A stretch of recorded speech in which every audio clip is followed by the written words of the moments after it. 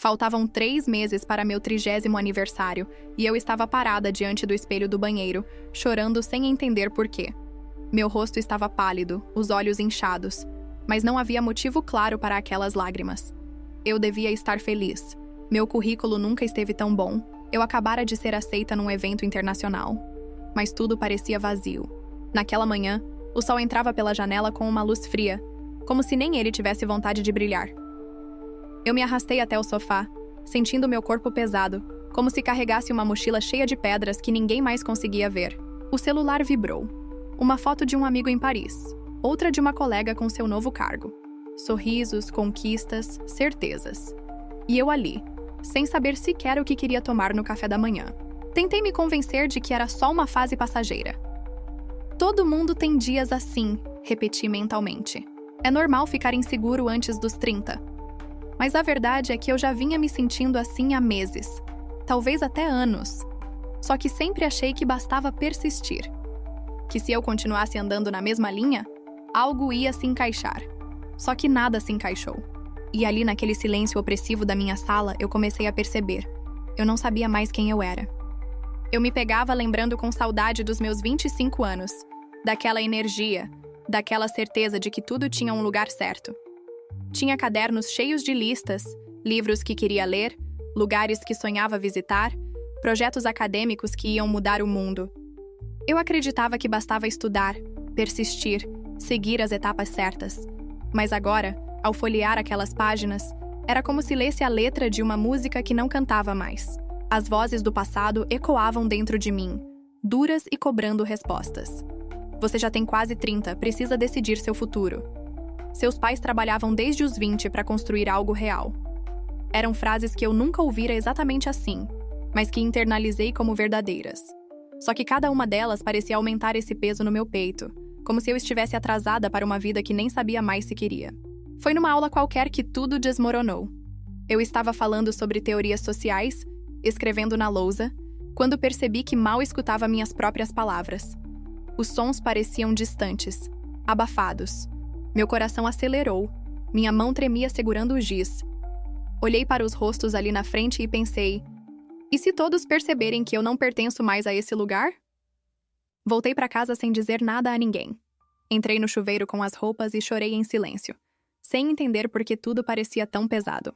Foi minha amiga Clara quem me fez parar e olhar para mim de um jeito diferente. Nós estávamos tomando café e ela, sem julgamento, perguntou: "Você parece tão cansada? O que tá te deixando assim?" Eu tentei disfarçar como sempre. "É só uma fase. Estou só com sono." Mas por dentro, algo se partiu. As palavras ficaram presas na garganta. Olhei para as minhas mãos e senti os olhos arderem. Fazia tanto tempo que eu não permitia sentir isso. A dor de não saber mais quem eu era. Naquela noite, pela primeira vez em meses, eu não ignorei aquilo. Deitei na cama e deixei os pensamentos virem. E vieram com força. A insegurança, a dúvida, a frustração. Por que eu estava ali? O que eu queria de verdade? Pensei em desistir, em mudar tudo, em simplesmente sumir por um tempo. Mas ao invés de fugir, peguei meu celular e procurei. Terapia. Um nome qualquer. Uma voz que pudesse ouvir o que eu já não conseguia dizer sozinha. A sensação era de medo e alívio ao mesmo tempo. Como se eu finalmente estivesse admitindo que precisava de ajuda. Marquei a primeira sessão. Meu coração acelerou só de pensar. Eu nunca tinha feito isso antes. Tinha vergonha, receio de ser fraca. Mas naquela manhã, ao vestir minha blusa favorita e sair de casa, senti algo novo. Pequeno, quase imperceptível. Mas estava lá. Esperança. A primeira sessão foi como abrir uma janela depois de anos com as cortinas fechadas. Eu entrei no consultório com o coração acelerado. Sentei naquela cadeira e fiquei olhando para as mãos, sem saber por onde começar. Foi quando ela perguntou: "E se você parasse de seguir o caminho que acham que você deve seguir e começasse a descobrir qual é o seu?" Aquelas palavras ficaram ecoando dentro de mim o resto do dia e dos dias seguintes. Comecei a ler livros que nunca imaginei lendo antes, assistir a vídeos sobre comunicação científica, escrever coisas só pra mim. Coisas bobas, às vezes. Mas, pela primeira vez em muito tempo, eu me sentia viva enquanto fazia. Era como se algo adormecido tivesse despertado, devagar, mas com força suficiente para me fazer sorrir de novo. mesmo sem motivo. Mas nem tudo era fácil. Tinha dias que a dúvida voltava com força total. E se eu estiver perdendo tempo? Eu pensava. E se isso não der em nada? Eu tinha medo de estar tomando a decisão errada, de estar fugindo do que já conhecia.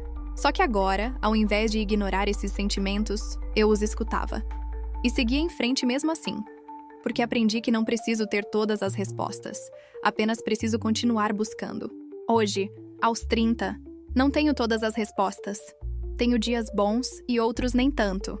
Algumas manhãs ainda acordo com aquele peso no peito, aquela sensação de que talvez eu esteja perdida. Mas agora, em vez de fugir desse sentimento, eu o encaro. Sei que ele faz parte do processo, que não preciso ter tudo certo para seguir em frente. Mudei minha perspectiva sobre o futuro. Antes, eu achava que precisava ter um destino claro, um caminho traçado. Hoje entendo que o importante não é onde vou chegar, mas como ando pelo caminho. Escolhi uma nova direção, sem mapa, sem garantias. E mesmo com medo, mesmo com dúvidas, escolhi com leveza. Porque aprendi que propósito não é algo que a gente acha, é algo que a gente constrói dia após dia. Se você também se sente assim, parado entre o que esperavam de você e o que você realmente sente, saiba que está tudo bem. Está tudo bem sentir vazio. Está tudo bem questionar. Está tudo bem mudar. Você não está sozinho, E talvez, só talvez, essa crise seja o começo de algo novo. Algo que pela primeira vez será só seu. Chegamos ao fim desta história.